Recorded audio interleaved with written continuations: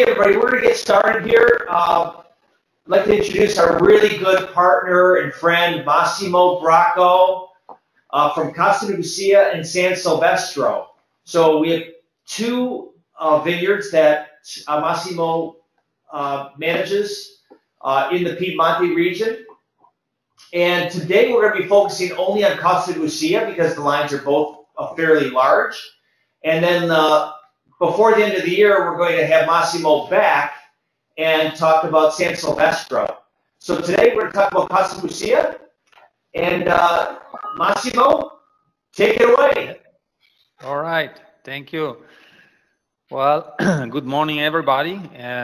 Glad to have the chance to talk to you guys in Michigan. Even if we are far away, I will do my best in order to pass you some information about the estate and about the family and the philosophy and everything. Some of you have had the chance to meet with me in person or maybe with Marco, my colleague, in the past. And hopefully we have some new people too, so that they may learn a little bit more about our estate and about the wines we make in the Bussia region, Piedmont, Italy.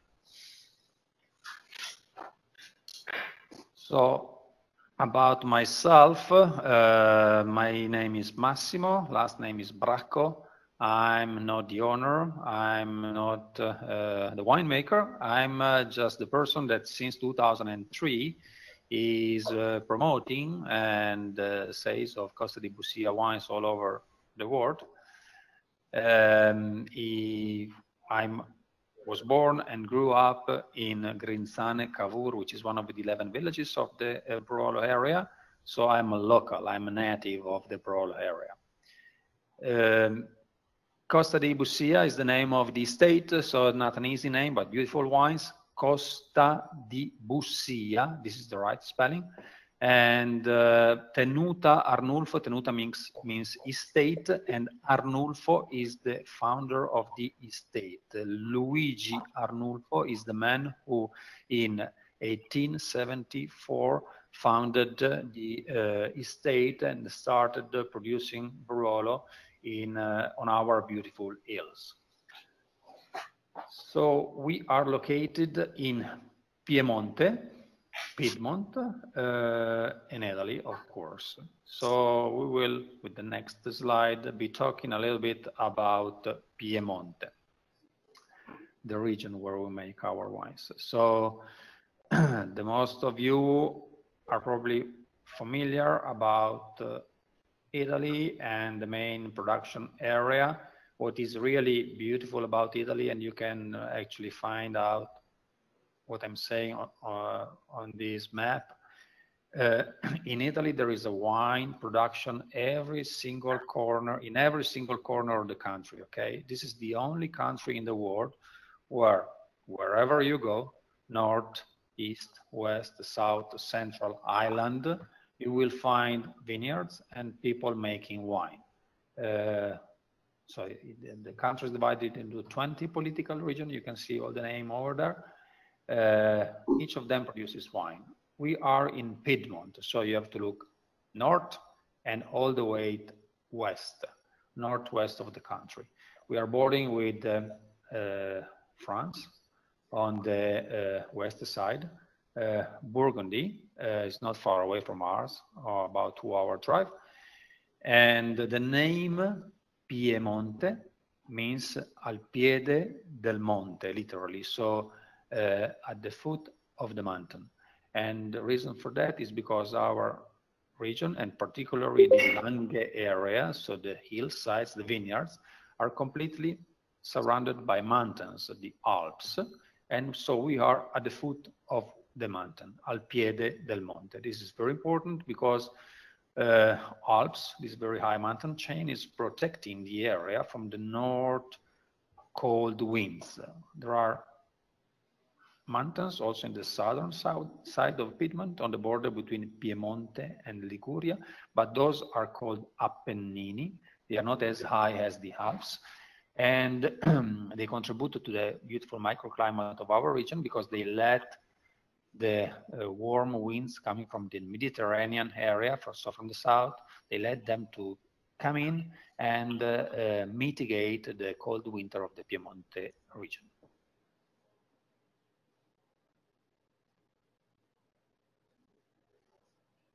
So, in detail about Piemonte,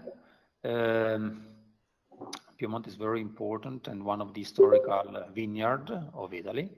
As you can see on the left map, there is a very large area where we make wines in Piedmont.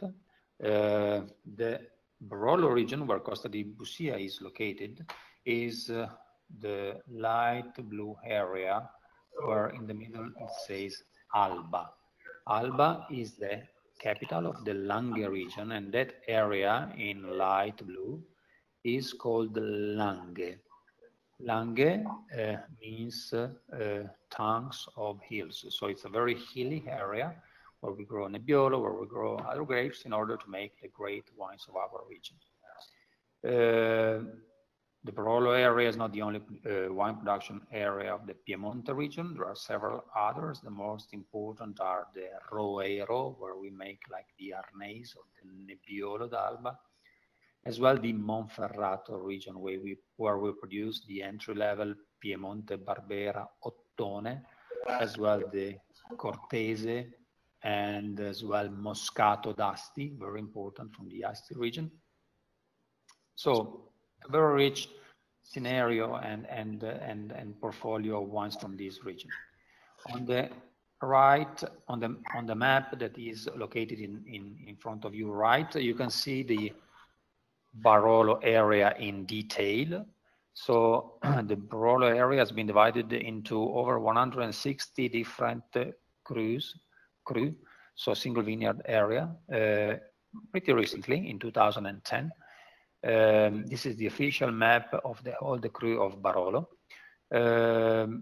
Bussia, which is the name of the cru where the Costa di Bussia winery is located, is one of the biggest actually, and is the one in orange in the middle of the map.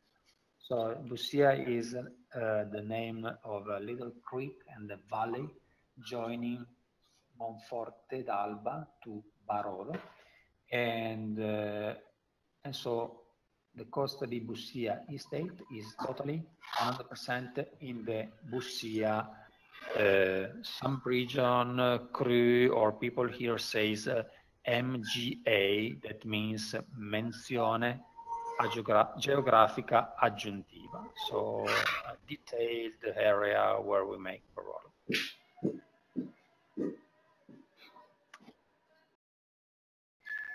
In our region, the predominant varieties we grow are red grapes, about 65%. But white is pretty important. White is important mostly because of Moscato and Cortese, which are the two most widely planted white grape variety of Piemonte. From Moscato, we make the Moscato d'Asti. You guys know that this is one of the best-selling wine of us from San Silvestro in your market. And but as well Cortese. Cortese is another very important grape variety from which we produce an entry-level Piemonte white, which is the Piemonte Cortese, but most important and most prestigious, the Gavi and Gavi di Gavi, which are definitely two very important white wines in the Piemonte panorama. There are other minor white varieties like Erbaluce, Favorita. There are a few others. Of course, we also grow international grape varieties like Chardonnay, for instance, just to give you an example. Regarding red wines, the two most important are Barbera and Nebbiolo. Barbera is definitely the most widely planted because may grow everywhere in Piedmont, so in Alba region, Asti area, but in all the region. As a matter of fact, we have with you a Piemonte Barbera Ottone, which is produced everywhere from several vineyards in the Piemonte region. Nebbiolo, Barbera is the most popular, the most planted. Nebbiolo is definitely the most prestigious and definitely the noble grape variety of the Piemonte region, from which we make the Barolo and the Barbaresco, and as well the Nebbiolo d'Alba. There are several others red variety we grow in Piemonte, Dolcetto, there is Bonarda, there is Grignolino. There are really a bunch of grapes we grow in our region, but definitely Barbera, Nebbiolo, and Dolcetto, as underlined in the slide, are the three most important ones.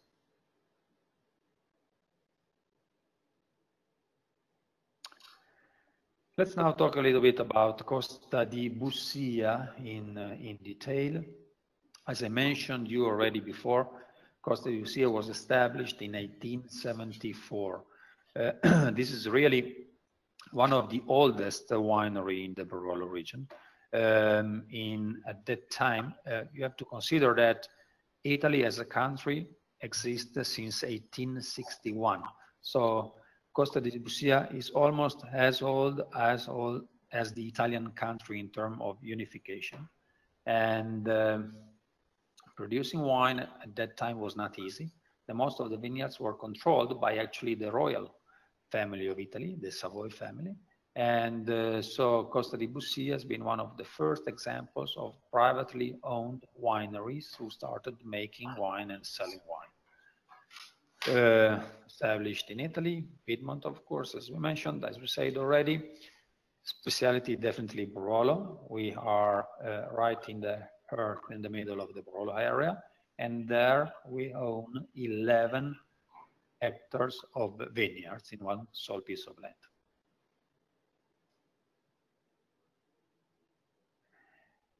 So what's unique about our estate? In some way, I mentioned you about the history. Really very few winery in this region may claim foundation in 1800, like the most of them were started after the Second World War, so like in the 50s, in the 60s.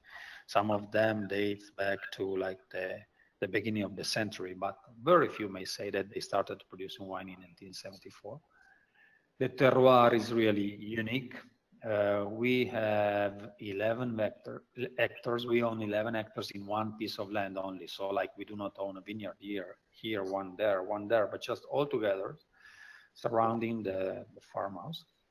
And in the Bussia area, so 11 hectares is a good piece of land in Barolo, and 11 hectares in the Bussia region is a super good piece of land in the Barolo scenario. Many wineries would like to own 11 hectares of vineyards in the Bussia area. And because of that, we obviously produce very nice, distinctive, and high personality wines that most of you know already.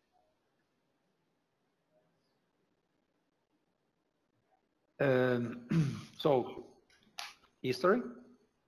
Founder was Luigi Arnulfo, Cavaliere. Cavaliere is a very ambitious title. In Italy means somebody who really distinguished himself by creating something. And really, Luigi Arnulfo is considered by everybody in the region one of the pioneers of the Barolo. If you go to the public museum, Barolo Museum in the town of Barolo, which is a museum for all the producers, there is mention of the activity of this man that in 1874 was already able to produce in large volumes Barolo and also export Barolo in large volumes all over the world. Luigi Arnulfo was a pharmacist, so he was doing something else in his life, but was so attracted by the so-called terroir and by the wine production in the region that at that time decided to invest part of his money buying this estate and start producing wine over there.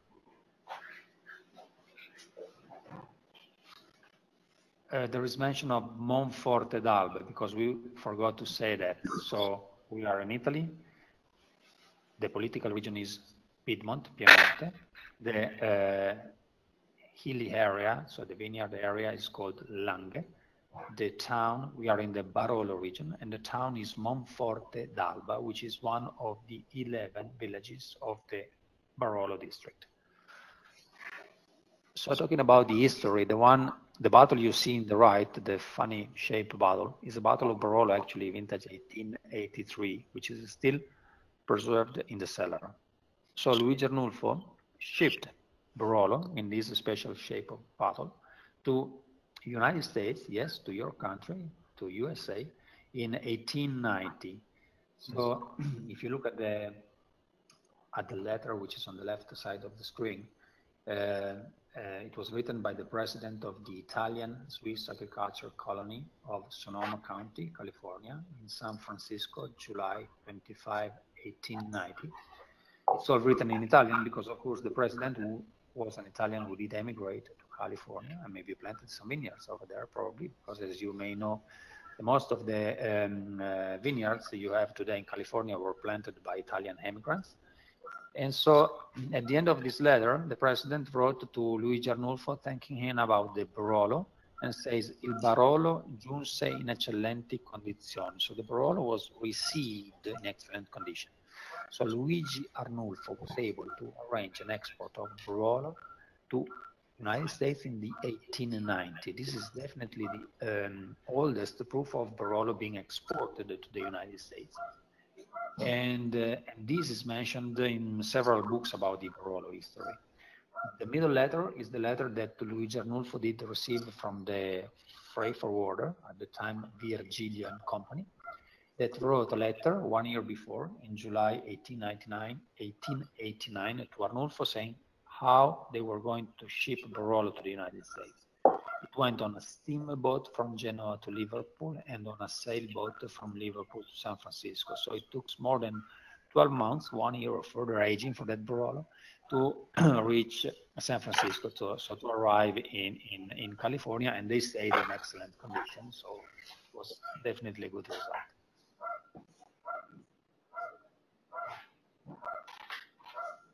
So here you have a nice picture where you can actually see the yellow house in the middle, which is the Costa di Bussia cellar. So it's an old L-shaped farmhouse. We call it cascina here, stays for farmhouse. The cellar is downstairs, and all the vineyards you see surrounding the house is the property of the estate. So 11 hectares in one piece of land, very beautifully exposed south and southwest.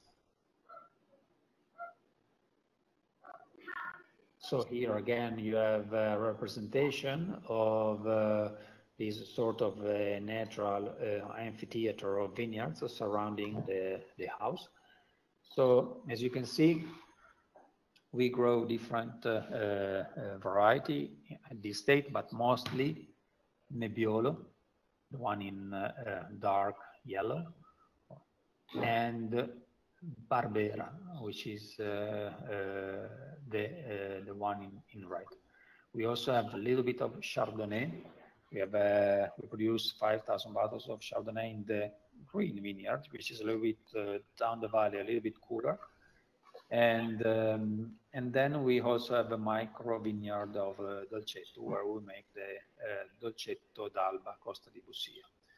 The vineyard on the top of the estate is called Bracco, and this is very important. We will talk about this later, because there we make our Barolo Riserva.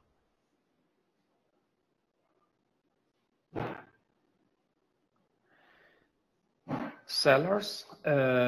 I like this picture because really summarize the philosophy we use in aging our wines. As you can see, the most of the capacity, wood aging capacity of the cellar is in large Slavonian oak barrels. The capacity of those barrels is about 60 hectoliters, so 6,000 liters. And they are made of Slavonian oak. Slavonia is a region in the in Croatia and Slovenia, in the northern part of the former Yugoslavia state. And it's different from Barrique and Tonneau because of the size. As you can see, they are much bigger, because of the kind of wood, and as well because of the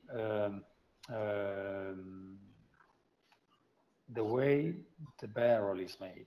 So the toasting process of these Slavonian oak barrels, so all the wood are toasted before being assembled into a barrel, is different and much lighter in these large barrels than in barrique. We use barrique as well, but only for the single vineyard Barbera d'Alba, Campo del Gatto, you guys in Detroit carry on, and also for part of the Langhe Nebbiolo, which is called Arcapla in our setting.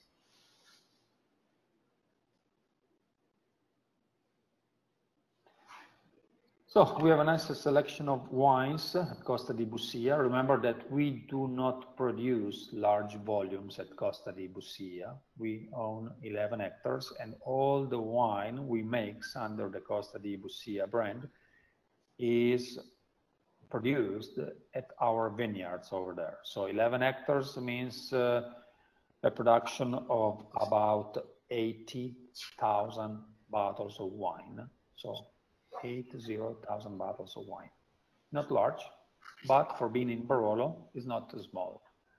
So just one white wine, which is the Langhe DOC Chardonnay, produced from 100% grape Chardonnay. This is an interesting Chardonnay, definitely unique, because it's really getting the complexity and the terroir of the Barolo area. So is a white wine with a great body, with a unique expression. You know, we only make 5,000 bottles of this Chardonnay, and it's always hard to get to the end of the year with the production we have. In order to keep the wine very rich and buttery, we do a surly maturation, and to improve the complexity and to let the wine acquire all the flavors of the terroir of the Barolo area. It is anoct, so this Chardonnay is not aged in wood at all, only stainless steel.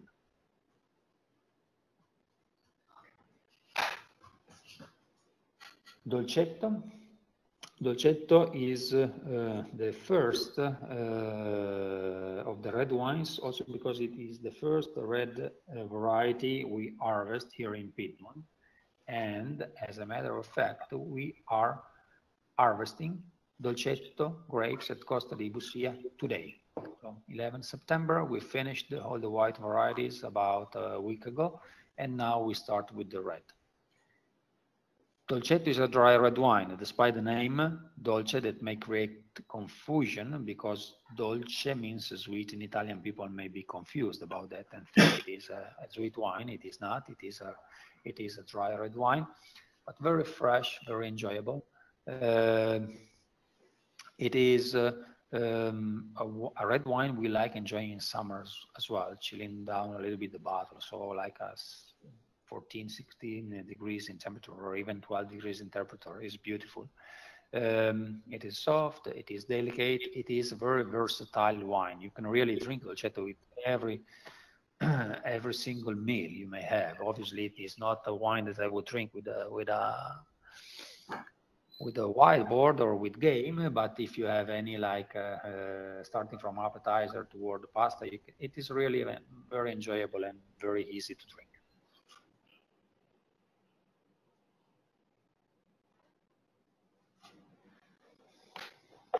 Barbera, as we say, the most popular, planted everywhere in Piemonte. Among the several different DOC we have on Barbera, it is more than 5 actually, almost 9 or 10, I don't remember exactly. For sure, the Barbera d'Alba is the most prestigious one, because basically this is a Barbera growing in the same soil, in the same terroir where we grow Nebbiolo for making Barolo and Barbaresco. So the microclimate is playing a very important role on this Barbera. It is, I like Barbera because it is fresh, berry notes, but at the same time it is creamy, it is rich, it is what people expect from a Piemonte wine. Dolcetto may be a little bit too light for the reputation of the region, even if we love it. But people, when you say Piemonte, they expect, you know, muscles. And so we expect big wines. So Barolo, Barbaresco, but of course also Barbera d'Alba is, yeah, I say is the real queen of Piemonte wines. I mean, obviously King is just one, and it is Barolo, but definitely Barbera is the queen of the Piemonte area in terms of wines. This wine is produced from 100% grape Barbera. The wine is aged in big Slavonian oak barrels, the same we use for aging the Barolo.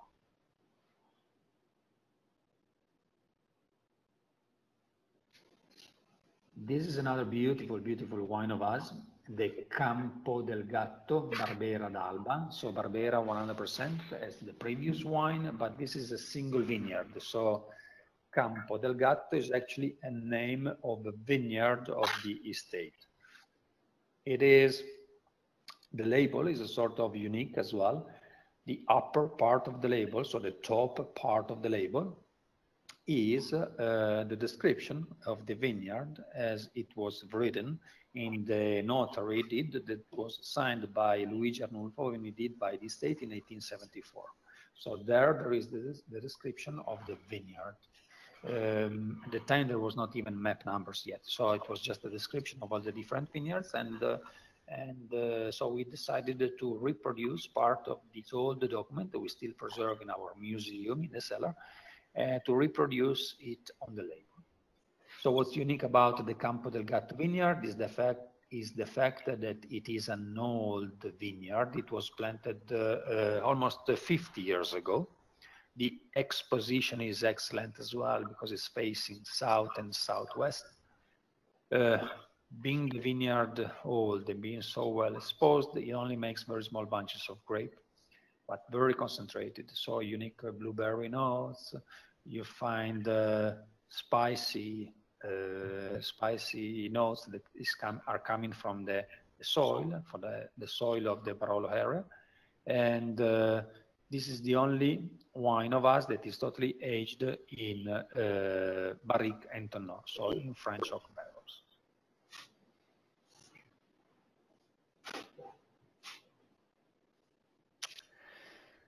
We have then the Nebbiolo, Langhe Nebbiolo Arcapla. So here is 100% Nebbiolo, and we may say that this is a sort of different way of enjoying the Nebbiolo grape, because normally the Nebbiolo is supposed to be aged for a long time, at least 3 years to become Barolo. But sometimes there is a kind of consumer that is not totally used to Barolo and to such a high level of complexity on wines, and so they may prefer a Nebbiolo like this, which is complex but at the same time a little fresher, a little bit more approachable, a little bit more enjoyable. So this is younger, of course. It doesn't make it doesn't make the 3 years of aging. It is released earlier. It does a little bit of aging, very short, like 6 months, and then is bottled. So we have a more fresh and fruity style in the wine. Arcapla is, in Piemonte dialect, is a word that is used to describe an ancient technique of vinification. And so we did use this name for the previous version that was a blend of Barbera and Nebbiolo. Since it becomes so popular, we decided to continue to keep the wine name Arcapla also for this 100% Nebbiolo.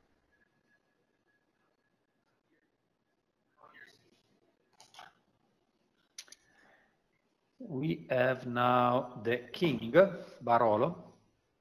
So first of all, as I said, our estate is in the Bussia region, and so all the Barolo we make there may claim the Cru Bussia on the label. This is our most traditional Barolo. It is coming from different vineyards of the estate, some younger, some older, and so it really summarizes all the essence of the Barolo coming from the Bussia area. It is, in my opinion, of all the Barolo we make, the most approachable in terms of style, but at the same time very attractive. It has a very a very nice freshness. It is normally released after 3 years immediately. Tannins are pretty well integrated in the structure of the wine. It is a little bit more fruity than the other Barolo, so you can get really raspberry notes, very floral, so rose petal, violet, without and this, for this reason, being so floral and so fruity, it has a very fine texture, so it's really very, very elegant.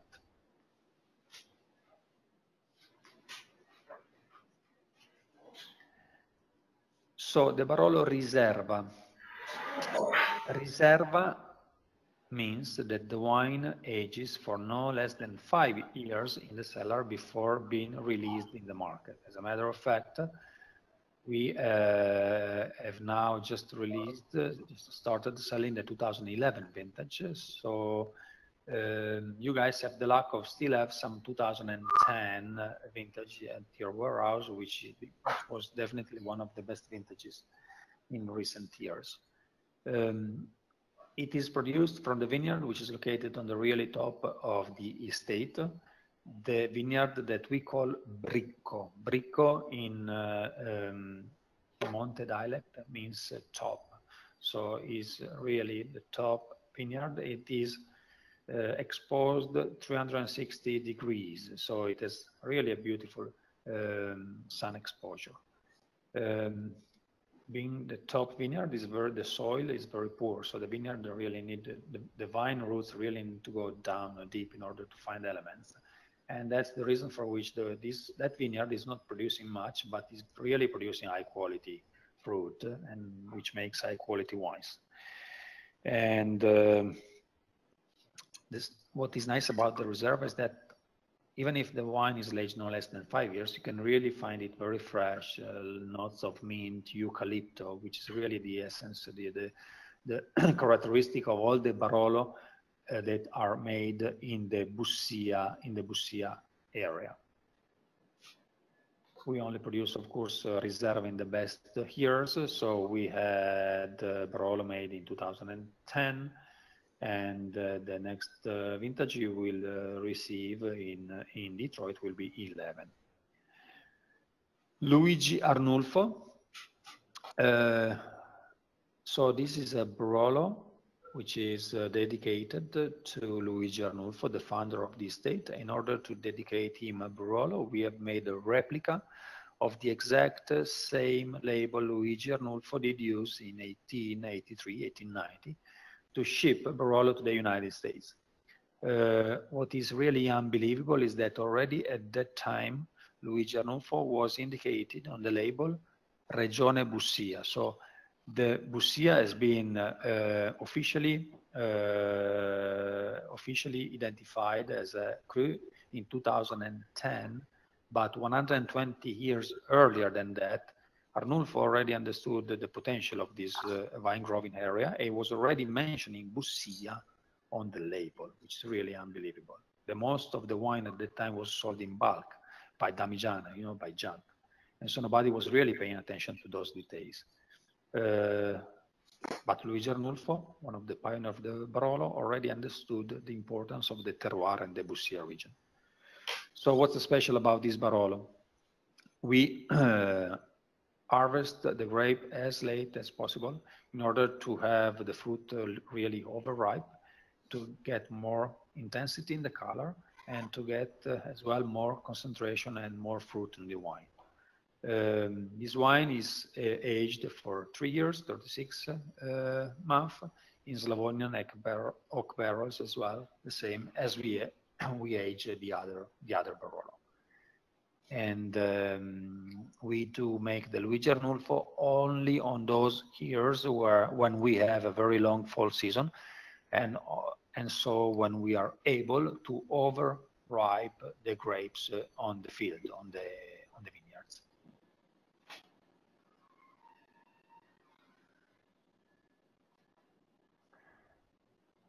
So to make a long story short, I believe it is very important to underline the main important aspect of Costa di Bussia. So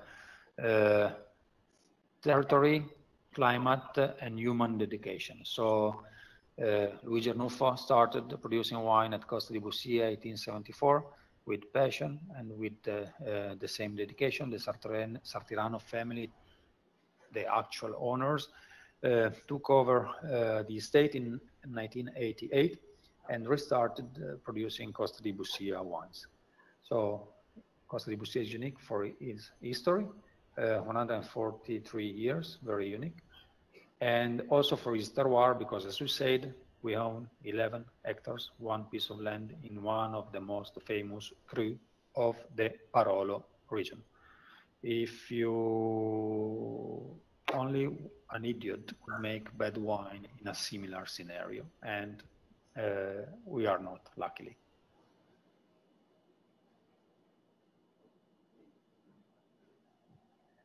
So, just to again summarize everything, region, Piemonte, at the foot of the mountains, terroir, mostly clay soil, very rich in minerals, and very poor soils. So really, the vines need to suffer a little bit. Keep in mind also that irrigation is forbidden in our region. And so for no reason, any maker can irrigate the vineyards. So the vineyards, they can only produce the fruit naturally. The history, we've been talking about that in detail. The production, small, but not so small for being the Barolo area. 80,000 bottles of wine by the 11 hectares of vineyards we own only. The wines we make there are Langhe Chardonnay, Dolcetto d'Alba, Tu Barbera, the regular and the single vineyard Campo del Gatto, Langhe Nebbiolo, which is like a baby Barolo, and then 3 Barolo, the Barolo, Bussia Standard, the Reserva, and the Luigi Arnulfo. And so what we do, we try to sum up in our wines all the essence of the Barolo and particularly of the Bussia's territory.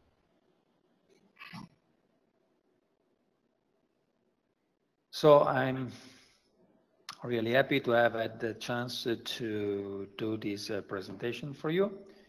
If you have any question, you may ask me now. If you want, you're very welcome. Or as usual, you can write me at massimo@sartirano.com, give me a phone call, or hopefully I will meet with you guys soon, either in Italy or in the United States. Okay, Massimo, this is Dan. So what were considered the best years, the best vintages, let's just say in the last 20 years in Piemonte? Well, it is known that, as I mentioned already, 10 and 11 have been very good years. 13 has been a very good year as well. 2014 definitely not a year to remember, but then after that 15, 16 were really excellent. 17 we don't know yet, of course. We had some issues this year, but probably it's going to be a good year as well. Going back to the past, going back to the back vintages, definitely 7 has been very good. 2004 has been excellent as well. 2001, 2000, 1998, 1997, 1991, 1990, 1989, and there are other vintages before of that, but I do not think it is worth to talk about the previous vintage than that, because there is very, very little availability of those back vintages in the market. So over the next few years, we can expect a lot of great wine coming from Bussia. Definitely, yes, definitely. Excluding the 2004, that at the end has been a good vintage for Barolo at the end, because in 14. in 2014, we had difficulties, especially with white varieties like Chardonnay, Arnais, Moscato. It's been a difficult year for white wines, but for red wines, and particularly for late ripening red wines, red grapes like the Nebbiolo, keep in mind that we harvest Nebbiolo grape the second half of October, so very late in the year. So even if the vintage is not excellent, with such a long maturation process, if we have a good autumn season, a good fall season, the grape of Nebbiolo may catch up a little bit compared to the younger ripening varieties like Dolcetto, or maybe Crignolino, or maybe Freisa, or maybe Barbera.